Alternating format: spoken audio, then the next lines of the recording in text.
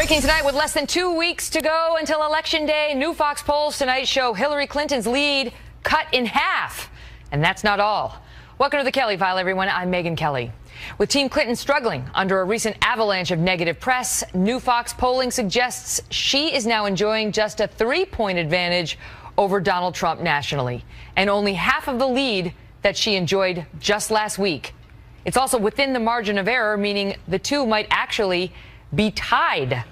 Fox polling shows Mrs. Clinton with a 44% to Trump's 41% marking.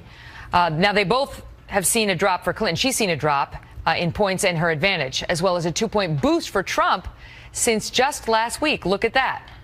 New battleground polling suggests Clinton may be struggling in some must-win spots as well, as political watchers start to ask whether the shape of this race is changing in the final stretch. Governor Mike Huckabee is here, along with Karl Rove and Larry Sabato. But we begin tonight with Trace Gallagher in our West Coast newsroom with the very latest numbers and what might be behind them. Trace? Megyn, they say bad news comes in threes, and for Hillary Clinton, that's proving true. First came the emails released by WikiLeaks showing Clinton aides bashing Catholics, fighting with each other, and time and again questioning Hillary's judgment. Now, the latest leak appears to show Hillary Clinton sent emails to President Obama from her private server, calling into doubt the president's assertion that he learned about the private server from the news, just like everyone else. Next came the undercover tapes from the conservative group Project Veritas, trying to catch Democratic operatives explaining how to commit voter fraud and incite violence at Trump rallies. And a new video shows Democratic consultant Bob Creamer telling donors and potential donors how connected he is to both Hillary Clinton and President Obama. You'll recall Creamer visited the White House more than 300 times. Creamer has already resigned his position. And topping off Clinton's trifecta of bad news are the Obamacare numbers from the administration itself, announcing that premiums for a mid-level plan will rise in 39 states by an average of 25%. Now to the polls. The Bloomberg Politics poll has Donald Trump up by 2 points in do-or-die Florida. That poll shows critical independent voters are narrowly breaking Trump's way. Back in 2012, Florida independents broke for Obama over Romney. In Arizona, the first Monmouth University poll there has Trump up by 1 point, 46-45, although among early voters, Clinton appears to have the advantage, putting a lot more pressure on Republican voter turnout on Election Day. And in New Hampshire, Monmouth has Clinton leading by 4 points, but that's down from 9 points in September. Clinton's unfavorable rating in New Hampshire is also getting worse. Then again, so is Donald Trump's. Megyn. Trace, thank you. Joining us now with more, Karl Rove, Fox News political contributor and former staffer under President George W. Bush. And Larry Sabato, the director of Center for Politics at the University of Virginia. Great to see you both. Karl, I feel like we diminished your credentials there. He was like one of the most senior staffers. Staffer, an intern. Right, he's like intern. Some minion. He's the man who got the guy elected. Okay, so great to see you both. Karl, what do you make of these numbers and the changing map? Because at least this Fox News poll shows some serious tightening. He's cut her lead in half, and it's down to 3. Well, I think it's good news for Donald Trump. Let's be careful about reading too much into one poll. This was a 3-point advantage for Clinton on the 4-person ballot, and a 5-point advantage for her on the 2-candidate ballot. Both of those showing movement from last week, and in that they represent all of the polling that we're seeing. If you take the Real Clear Politics average, a couple weeks ago, it was just over a week ago, it was 7.1 points. Today on the 4-way race, it's 5.4. On the 2-point race, it's 5.6.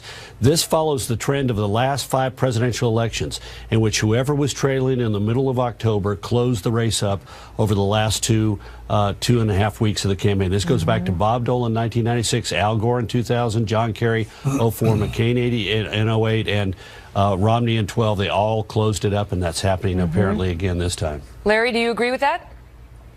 Not fully. I agree with most of what Karl said. There's no question that there's a little tightening based on the fact that some Republican partisans are finally coming to Trump. Not all of them. There are a lot of never Trumps, but some of them are coming on board, and his favorabilities in the Gallup ratings, at least, have gone up about 8 points. That's not equivalent to votes. That's favorability. But let's give the big picture here, and Karl was hinting at this. There were 3 other national polls by respectable pollsters released today at the very same time. One of them showed Clinton up by 9. The second one showed Clinton up by 9. And the third one showed Clinton up by 14. Which one is right? Of course, you're going to say, well, it's our Fox poll. I'm going to tell you, as I always do, Megyn, I'm a broken record, use the polling averages. And the polling averages don't show that much change. What do you make of, though, when you look at the numbers in the Fox poll, we like it. We like it every night, not just tonight. All the nights, we believe in our peeps.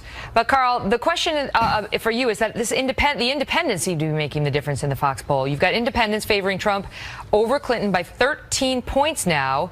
He had a 7-point advantage with them last week. And 2 weeks ago, he had no advantage with the independents. They were tied. So in 2 weeks' time, he's flipped it on independents big time, big league.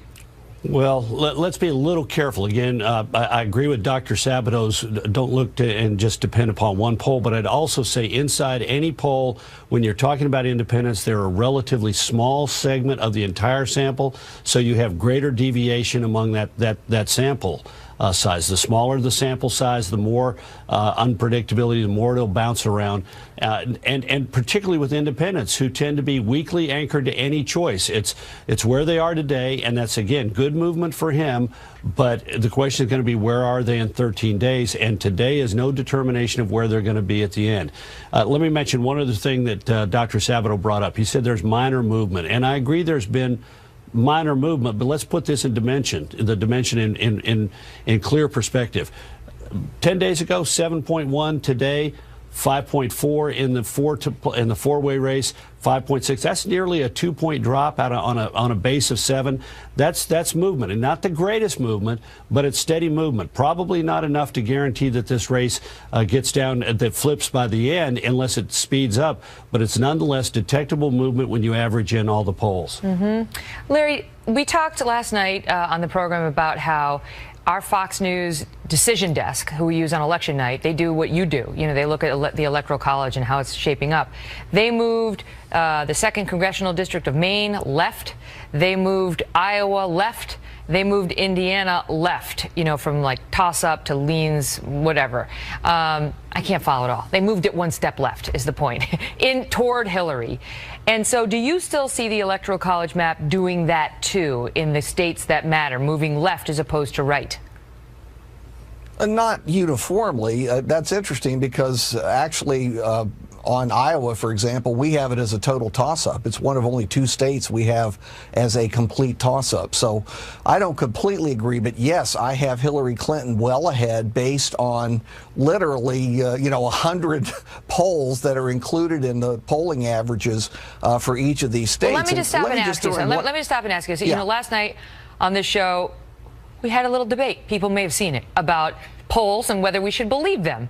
And, Newt Gingrich was here saying he does not believe them and that there are 2 alternate universes, the one in which the pollsters live and then the real one where Trump is winning. What say you? I don't agree with that, to be honest with you, because I don't believe any single poll. But if you put all the polls together, while you can't wash out all the error, and there is loads of error in every poll, you can wash out some of the error, and you're also getting a gigantic sample. So I think that makes it more accurate. And just one fact I want to throw in, Megyn, before we finish. Do you know, as of today, 1/10 approximately of the people who are going to vote in this election have already cast their ballot? That's amazing. 10%. That is incredible. Okay, and every day it goes up by millions, as Carl knows, because he's been through this. So, Carl, and so we're into Election Day. Carl, if you were advising Donald Trump at this point, I mean, does he need a game changer with 2 weeks left? You know, his momentum's going the right way, but there's only 2 weeks left, 13 days actually. Yeah, well, first of all, he needs to be more consistent. I don't think it was useful to spend today dedicating his hotel in Washington, D.C., complimenting Newt Gingrich on having a food fight with you last night. That was not a good use of today. I mean, he has 13 days. Every one of those days is precious. And the day that he spends talking about his hotel in Washington is not a day that he pushes the narrative of change and depicts himself as being the candidate for change and her as the candidate of the status quo. So he needs something to help divvy this up, because right today he leads in states. You know, everybody has a sort of slightly different, but as I look at, he doesn't even have all of the Romney 206 electoral votes. He doesn't have North Carolina. He doesn't have Arizona sewn up. I think he's probably got Utah and Maine too, which would give him 287, but that ain't 270. Well, it's 187. So he needs to shake this up somewhat. Guys, great to see you both.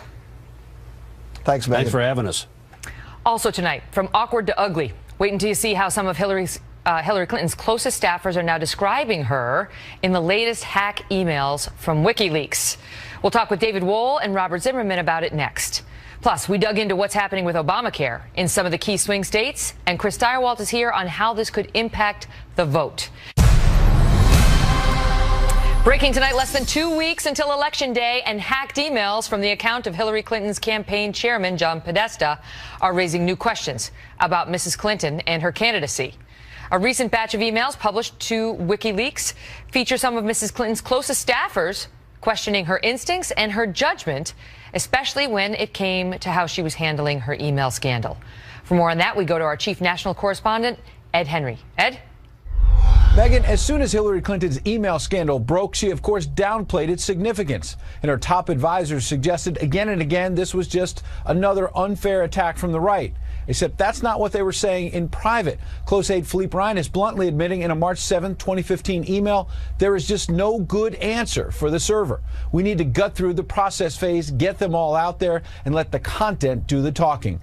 3 days later, though, the aides who were not confident they had good answers let Clinton go out to a news conference at the United Nations and suggest she did have the answers. I have absolute confidence that everything that could be in any way connected to work is now in the possession of the State Department. One of many statements Clinton made that day that have come under fire. And the new WikiLeaks dump shows that led to infighting among some of her advisors. After the New York Times first revealed the existence of a private email account, liberal activist Neera Tanden, who in earlier emails wrote that Clinton's instincts are terrible and that apologies are her Achilles heel, teed off on Cheryl Mills by saying, quote, "Why didn't they get this stuff out like 18 months ago? So crazy." John Podesta agreed, replying, "Unbelievable. I guess I know the answer," concluded Tanden. They wanted to get away with it. Though in fairness, Reines, who in one email joked Clinton is the emailer-in-chief, did say the candidate should hold a transparency day to release emails and transcripts of Wall Street speeches way back in March of 2015. If they had listened to him, a lot of this may not have happened. Megyn? Ed, thank you. Joining us now, David Wohl, attorney and Donald Trump supporter, and Robert Zimmerman, a Democratic strategist and Hillary Clinton supporter. Good to see you both. Good evening. So, Robert, tell us about this Neera Tanden. She's emerging as the MVP of these emails. She's very frank and seems to tell it like it is.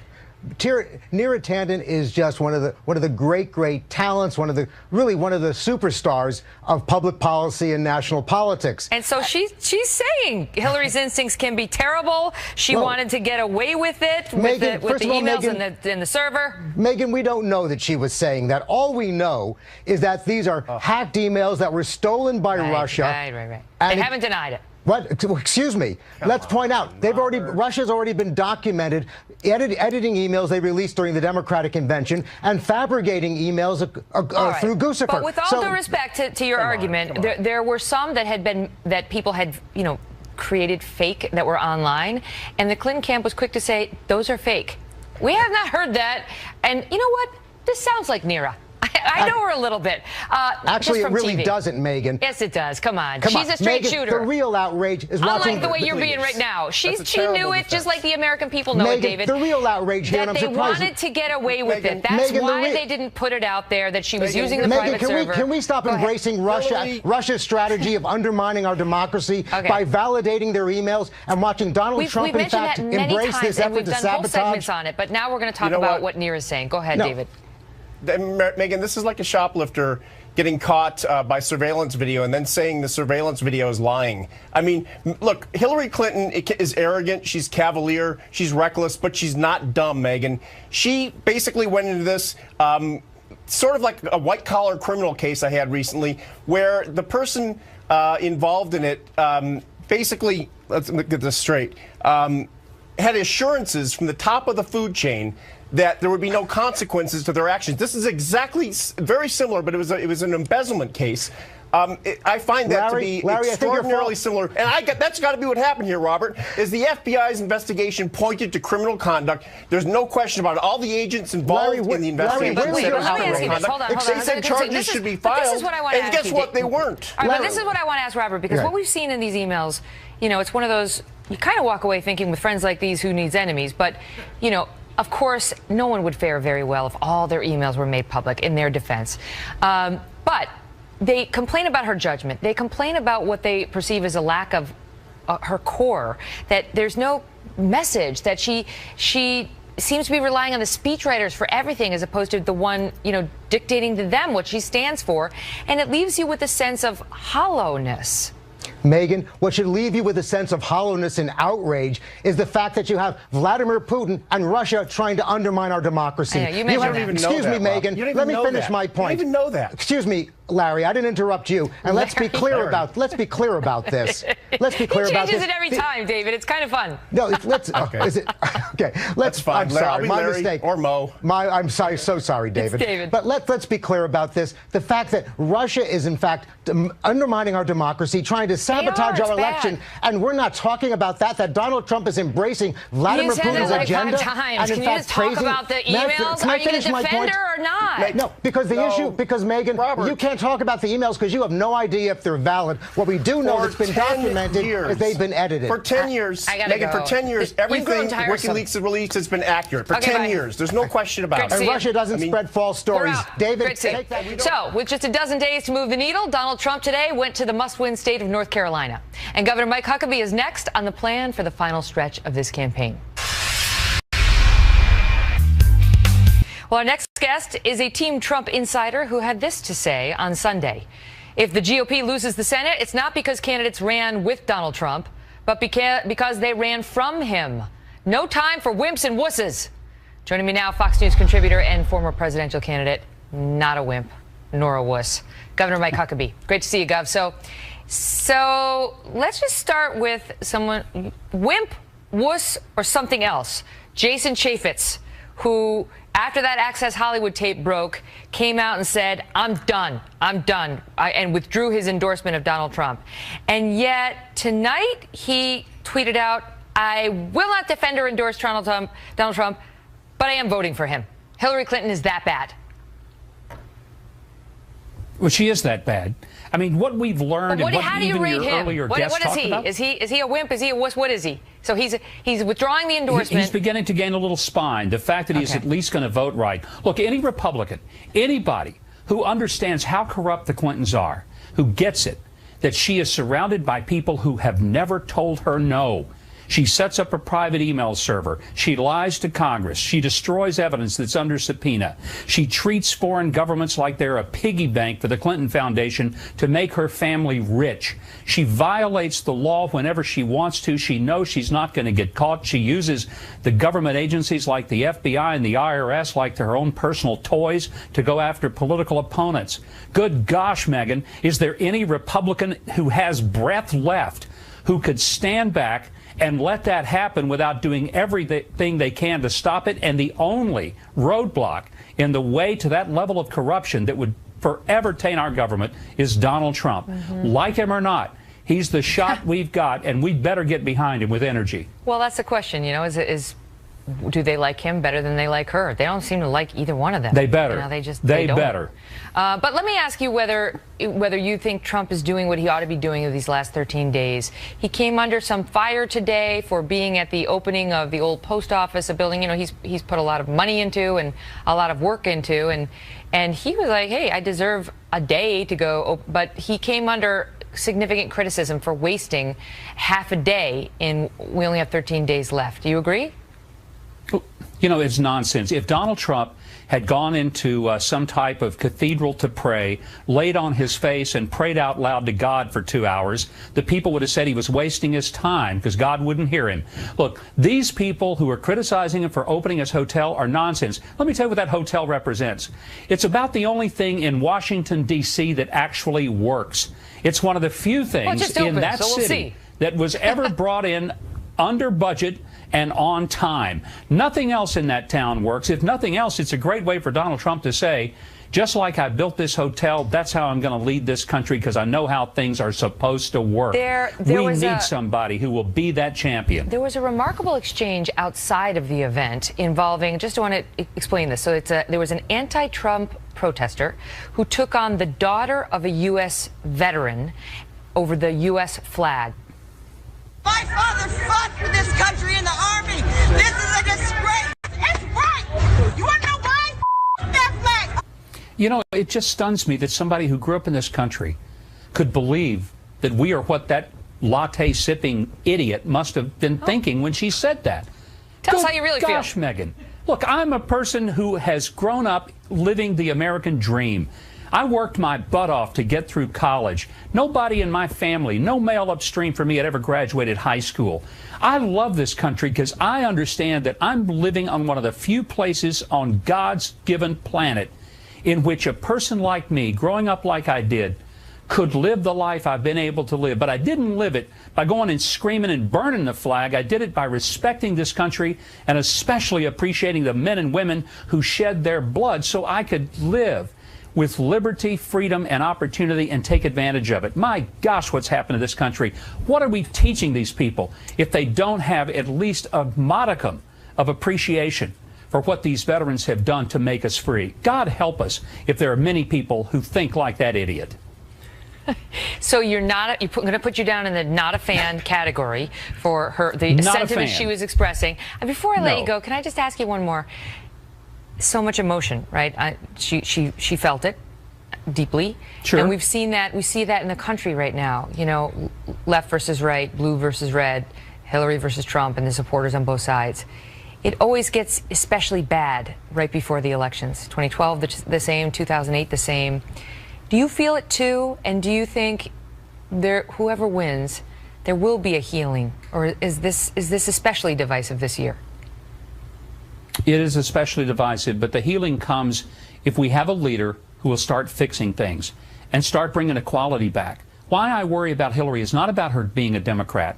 Look, I've known Hillary a long time. I know exactly how this election is coming to the end because I've seen it, I've lived it, I've experienced it, and that's what scares me. Here's what I want.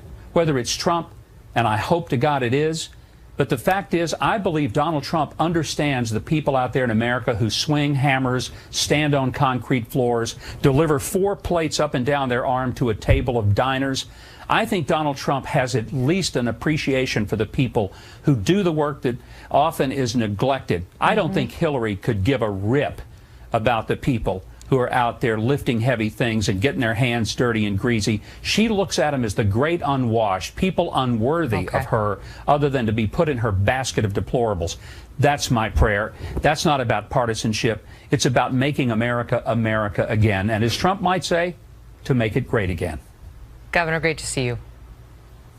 Thanks, Megyn. Well, in the middle of the Obamacare debate, we heard warnings that premiums would skyrocket, that healthy folks would not sign up, and that the whole thing would start to collapse. And we were told that was all nonsense and it was a bunch of Fox News BS. And now we're seeing all of that come true. So will this help Donald Trump at the polls with less than 2 weeks to go? Chris Direwalt is next on that.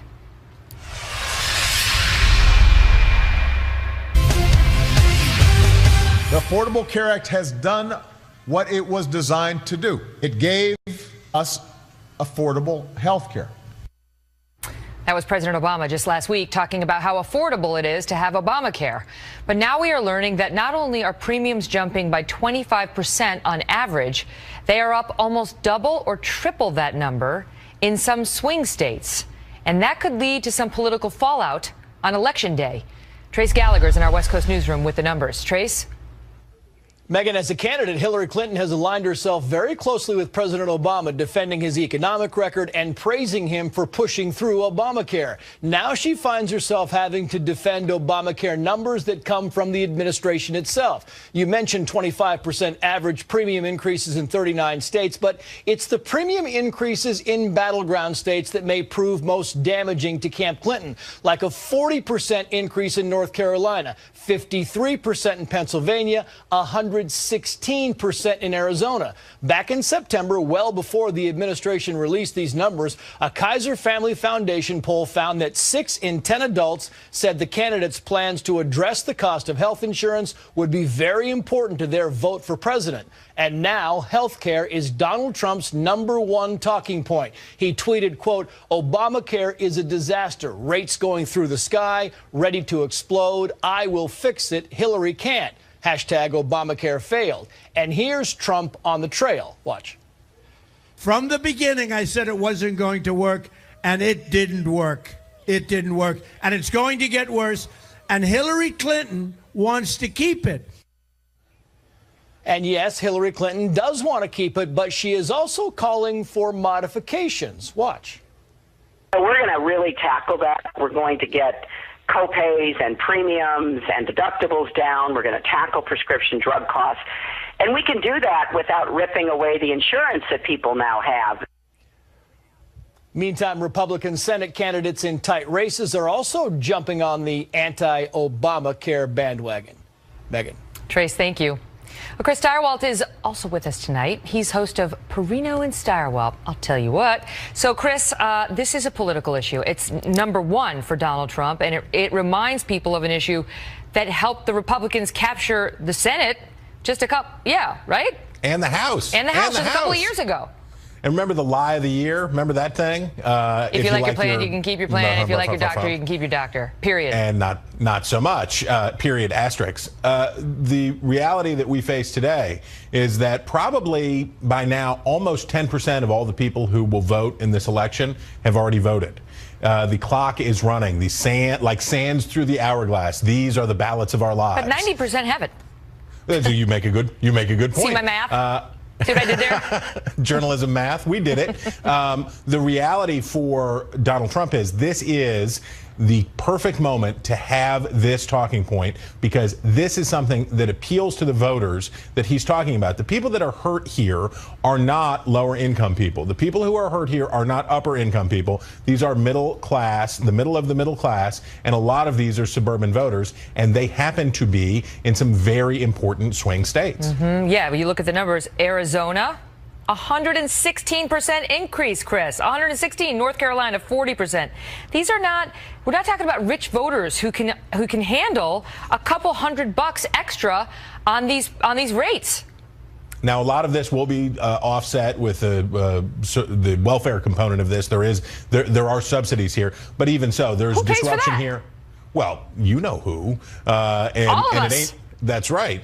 So we certainly have that component in those states. Then we look up to Pennsylvania, where Donald Trump's probably not going to be able to close at the end. But Republicans are desperate to hold on to the Senate majority. And it's Pat Toomey there, Kelly Ayotte in New Hampshire, and other Republicans are trying to hold on in blue states. This is exactly the kind of argument that they can make to their voters to say, look, maybe you're voting for Hillary Clinton at the top of the ticket, but my goodness, have a check on her when she comes in, if she comes into office, so that we don't end up with something worse.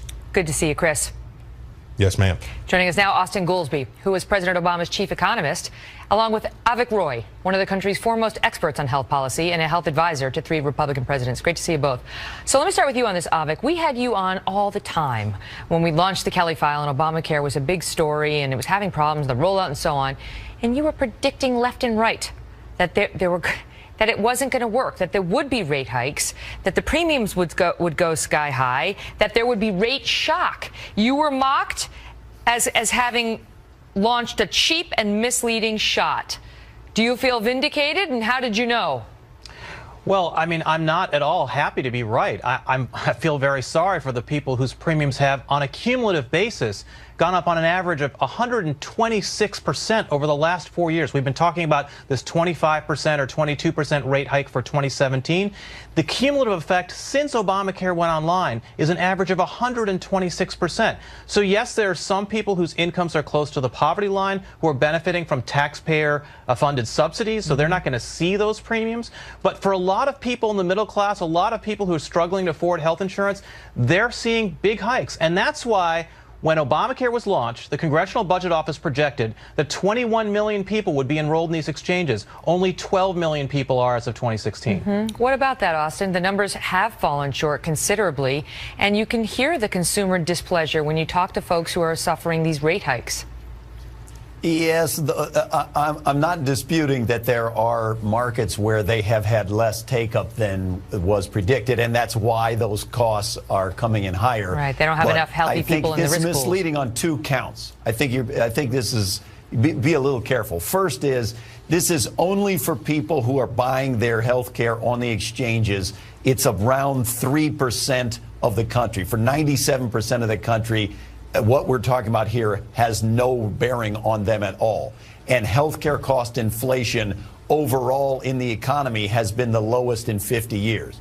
And the second is, these rate increases are high percentages, but the overall affordability in most of the markets is still quite good. So you got more than 70% of people are able to buy health insurance at less than $75 a month, which is far less than what they were able to buy it for before there was Obamacare. Avik is smiling. What most people are able to buy it. It's not the nice kind of smile. It has a tinge of mocking to it.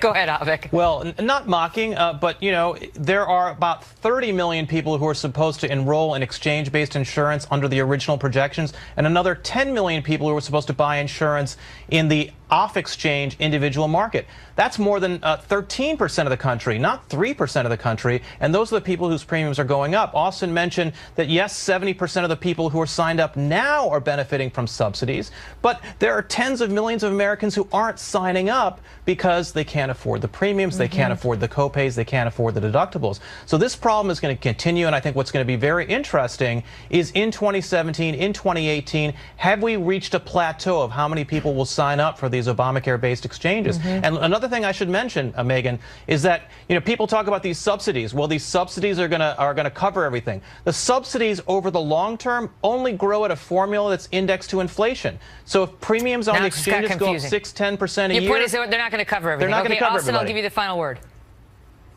Well, all I'll say is what matters is the overall healthcare cost inflation rate, and if we maintain the affordability, then they will work. If we don't and we can't get people to sign up, we will have to fix it. But for the people who lit the burgers on fire, those aren't the people who should be complaining the meat is overcooked. Republicans are discouraging people from signing up, so it's happening in red states. Great to see you both. Thank you. Thanks, Megyn. Still ahead, Sheryl Crow on 2016.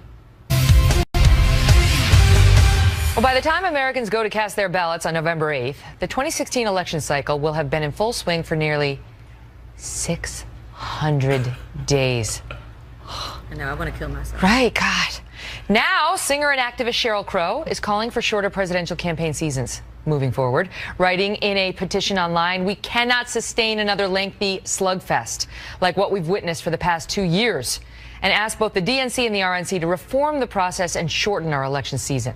Joining me now, Sheryl Crow. Sheryl, great to see you. Nice to see you. I think so many people are having that same feeling. It's just, it's too much. It's overload, no? I mentioned it, I believe I mentioned it on The View, and suddenly I was just hit from all angles. Are you really going to do a petition? Where can I sign it? And how can we make that happen?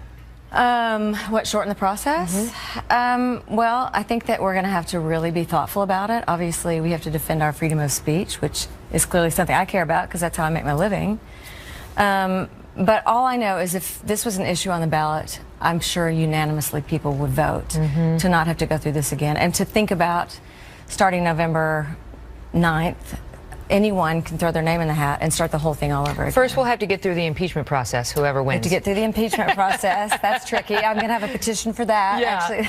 I mean, realistically, it would be very hard. But what you're speaking to is a larger malaise that I think a lot of voters are feeling, that this is never ending and that it's so vitriolic and it's so divisive, and now it goes on for so long. It's a massive downer. Here's the thing. 2 years of a campaign does not educate anyone any more than it would have if it had been 6 months. The argument that all these things that have been coming out in the last couple of months, they would still come out in the last couple of months. That's when all the bombshells come out, is generally right before the election. And instead, it's really not benefited anyone. It's not been any more enlightening.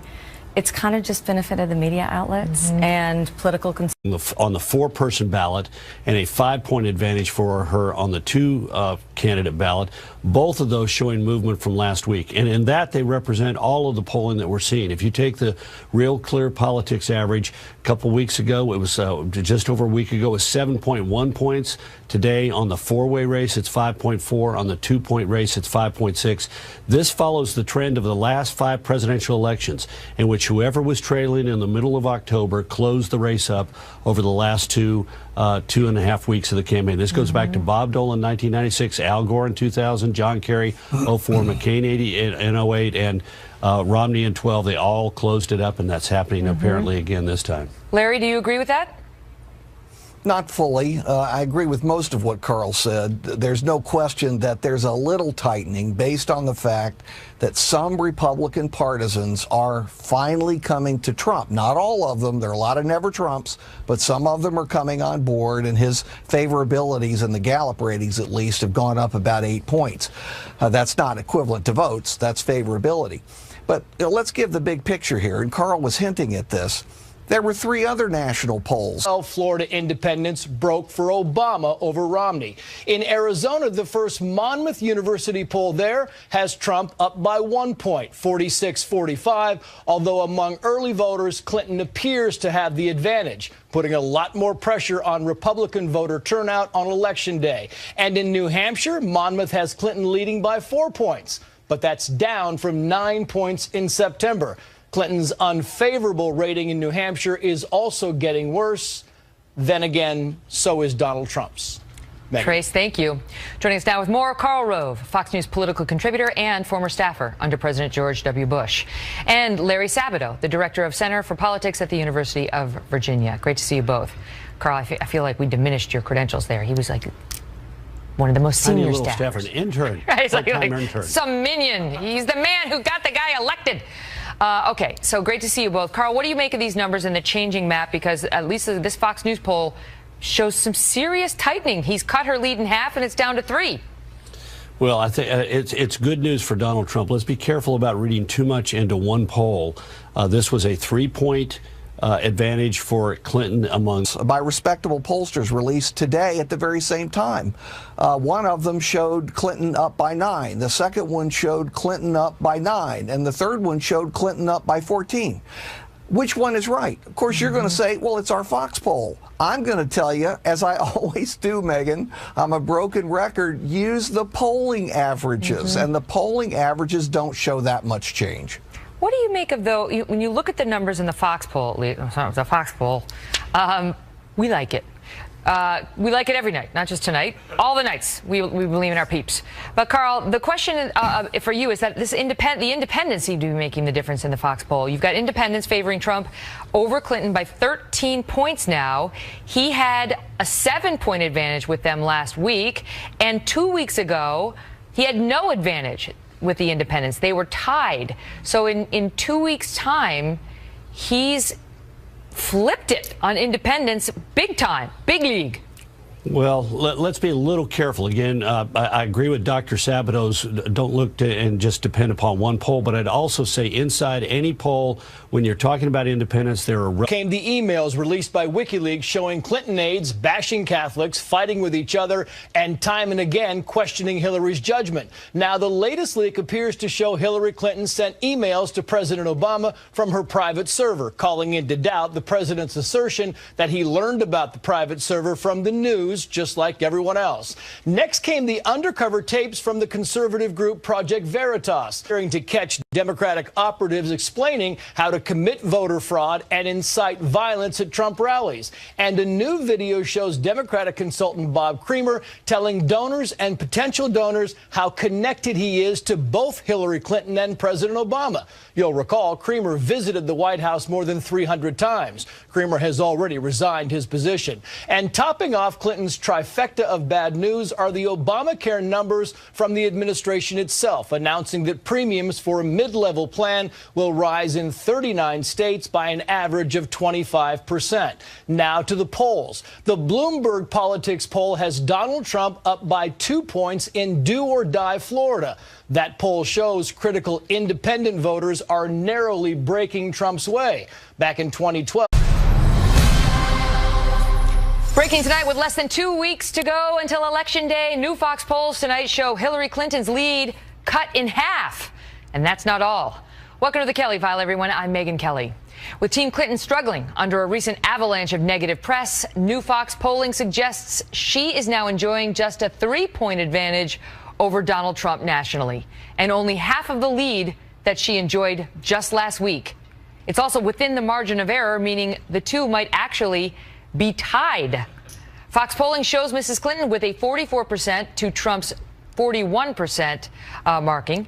Now, they both have seen a drop for Clinton. She's seen a drop in points and her advantage, as well as a 2-point boost for Trump since just last week. Look at that. New battleground polling suggests Clinton may be struggling in some must-win spots as well, as political watchers start to ask whether the shape of this race is changing in the final stretch.